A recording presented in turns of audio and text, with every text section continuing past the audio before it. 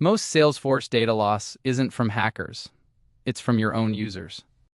Today I'm going to show you two things: how to lock down permissions and how to use audit trails to track every change in your org. Let's get into it. Here's something I see constantly: a standard sales rep profile with modify all data enabled. That means they can overwrite any record in your org. One bad import, one accidental bulk update, and you've got a problem. The fix is permission sets.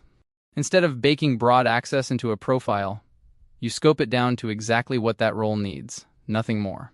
When you're doing your audit, these are the three permissions to check first: modify all data, delete, and export. If a rep has all three, that's your highest risk user. Now, a quick caveat on modify all data. Lock it down for your human users, but do not touch your integration and API users. Tools like Sesame Software require view all data at minimum and update all data if they're writing back to Salesforce.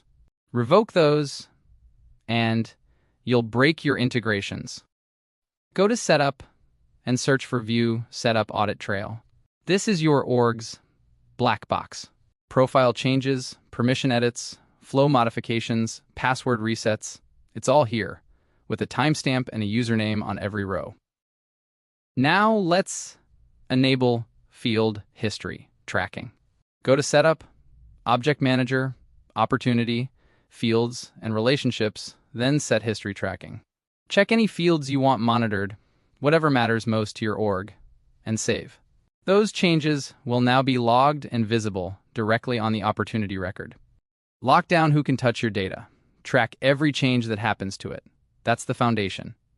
When you're ready to go further, Sesame Software adds real-time backup and full restore capability on top of everything we just covered.